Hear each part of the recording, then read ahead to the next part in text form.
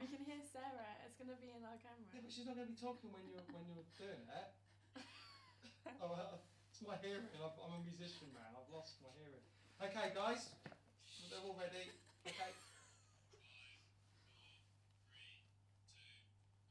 Hi guys, and welcome to C'est la Poire. If you want to know what's hot right now in the fashion world, then you've tuned into the right channel. Street style. We speak to Magnus Running about his personal views on street style and more about his... Stop. What? We're going to start again. Oh my god, why? It might not be your fault.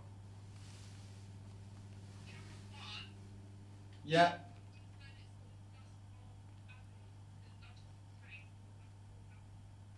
Right, okay, yeah. That's camera 1, I think. No, this is camera 1. Is it? Yeah. What did they say? Let me just check that one. Well, what did they say? Oh. So, camera 1, can just turn it so I can see. Ah, I see. I see what you're saying, yeah.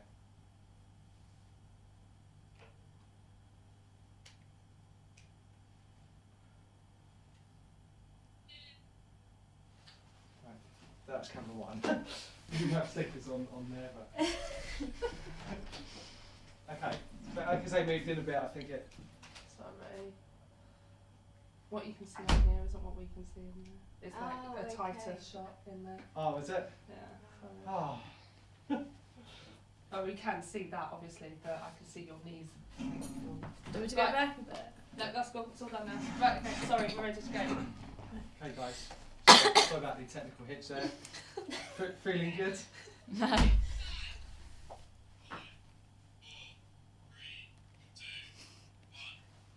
Hi guys, and welcome to C'est la Poire. If you want to know what's hot right now in the fashion world, then you've tuned into the right channel. Street style. We speak to Magnus Running, model, about his views on street style and more about him and his fashion influences. And I find out from makeup artist Michelle Fletcher how you can use makeup to complement our fashion choices so we can look c'est la poire. Jerome talks to Fashion Retail Academy student Francesca Shaw about what she studies and why she chose to take this fashion career path for any of you fashion crazy lot out there that might be interested in pursuing a career in fashion. Right, let's go. Okay, you need to come here.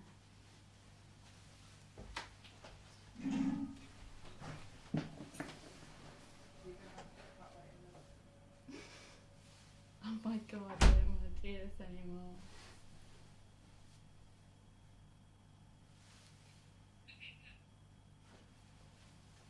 Go now. Okay. Our first guest, Magnus Running, has been modelling for 8 months. He's currently working with Premier Models and has worked for a few agencies in this time. I have a few questions for you about your career and your fashion choices. It's nice to meet you. Nice to meet you too, Greg.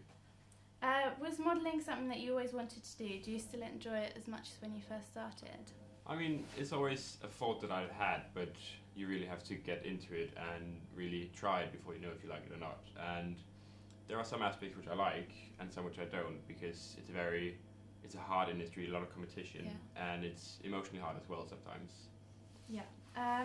Did you think you would be as successful as you have been? I think successful is quite an overstatement, but I'm definitely enjoying what I'm doing, and right now it's more of a hobby because I'm focusing more on my studies. Yeah. With being successful, do you think you'll carry on with it in the future as a career?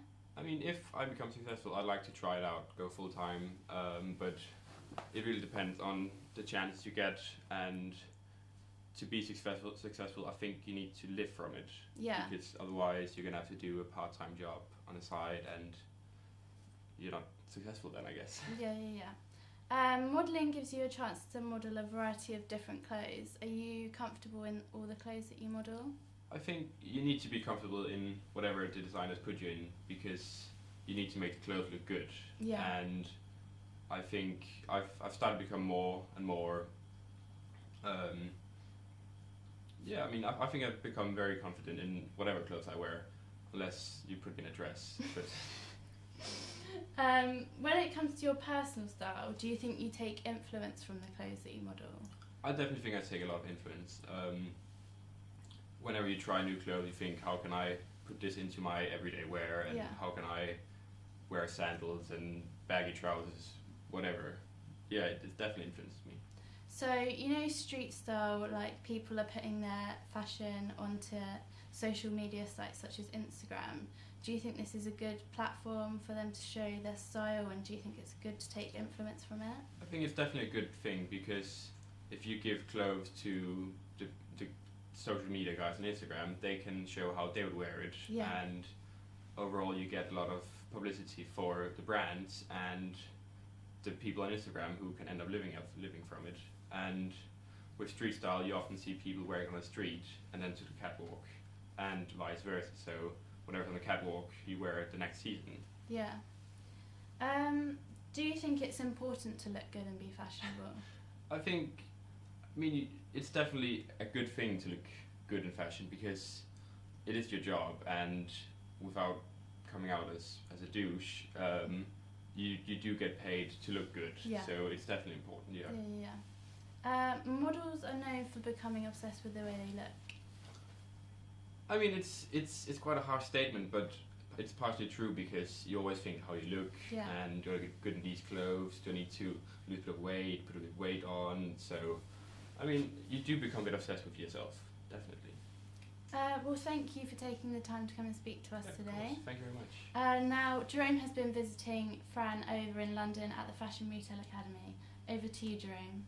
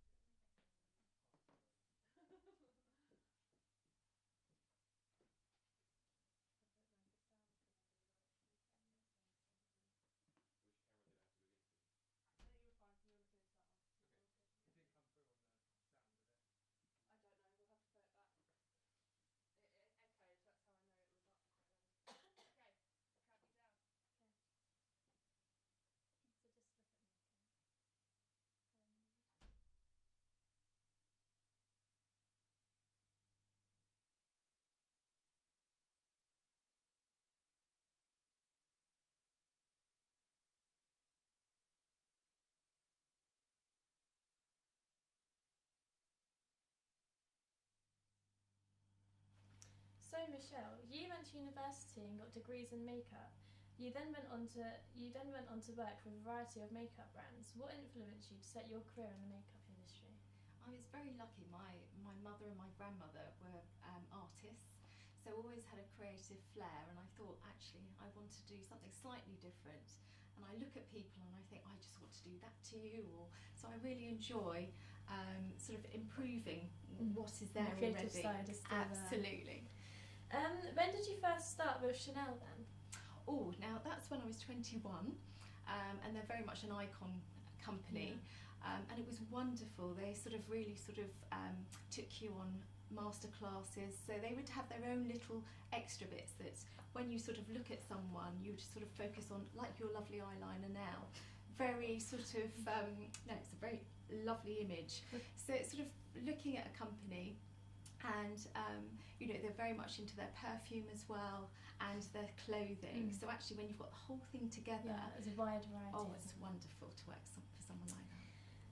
So then you didn't only just work for Chanel, but you also worked for Lancôme and Estée Lauder as well. All three very impressive brands. Yes, and also different as well. Obviously with Lancôme and Chanel, they're French companies. With Estée Lauder, American. I suppose one of my favourites was Chanel, because of the outside social activities that you'd have. Every year you would go to a fantastic hotel.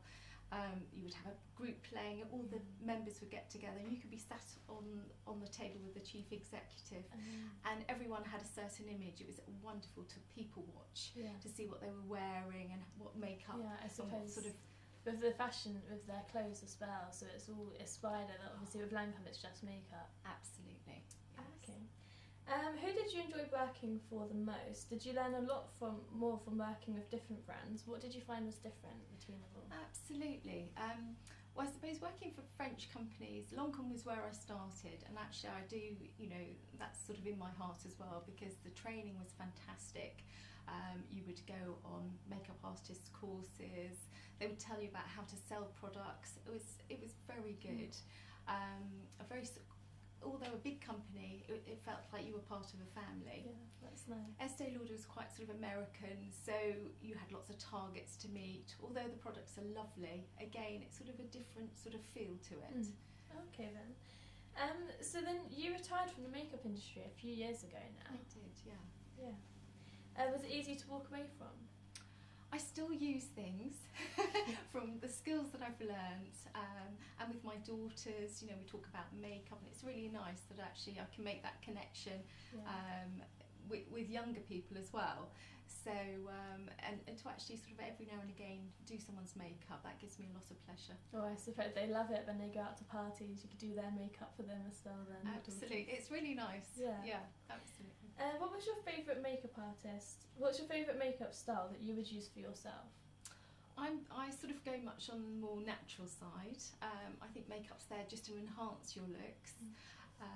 But also it's really nice to sort of have that extra sort of some of the brands that you can just sort of enhance that look for the evenings, and it doesn't take much to make a day makeup into a night makeup. Yeah. Okay. Well, thank you very much, but that's all we've got time for today.